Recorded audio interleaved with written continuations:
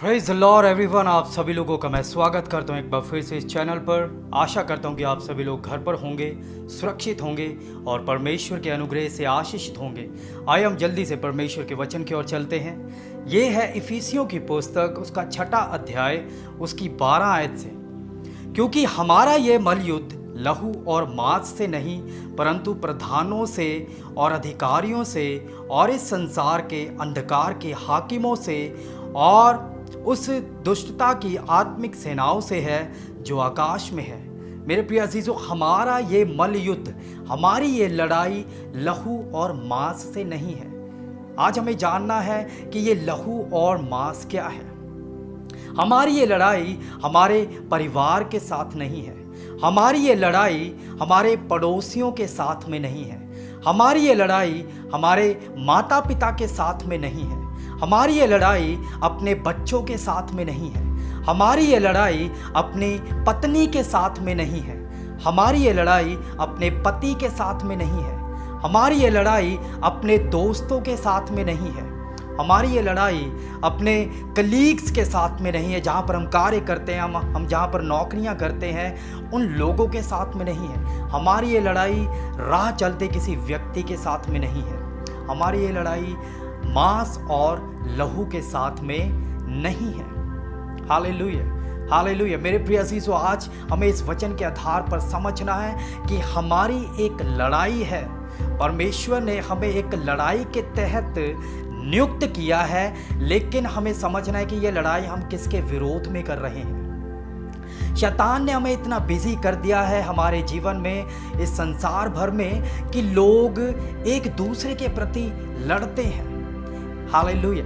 देश के विरोध में है। एक देश दूसरे देश के ऊपर हुकूमत करना चाहता है। ये बातों को हमने समझना है कि ये जो युक्ति है, ये सारी जो योजना है, ये कौन कर रहा है। शैतान इतना चालाक है कि उसने हमें इतना व्यस्त कर दिया है कि हम उसके बारे में भूल ही गए।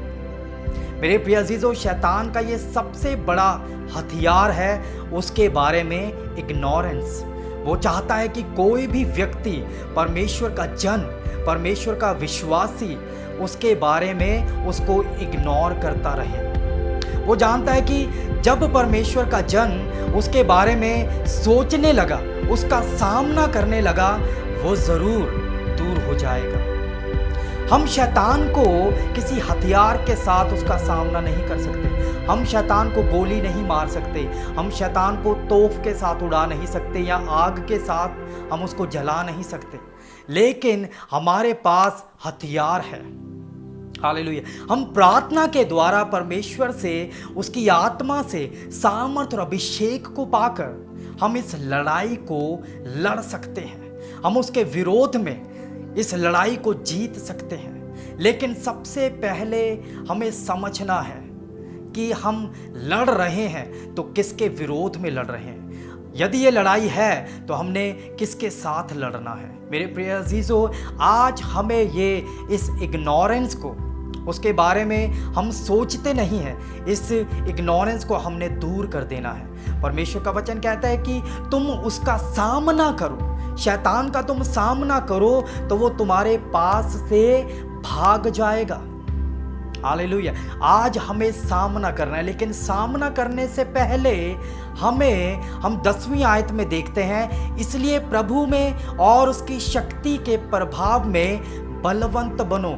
उसका सामना करने के लिए, इस लड़ाई को लड़ने के लिए हमने क्या करना है? हमने बलवंत होना है। मेरे प्रिय अजीजों, आप बलवंत कैसे हो सकते हैं?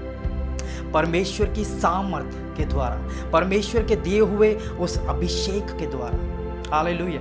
आप परमेश्वर की हजूरी में बैठे, वो आपको सामर्थ प्रदान करेगा शैतान का सामना करने के लिए, उसकी युक्तियों के खिलाफ, उसकी योजनाओं के खिलाफ खड़े होने के लिए। हालेलुया। उसका कोई भी हथियार आपके विरोध में सफल नहीं होगा।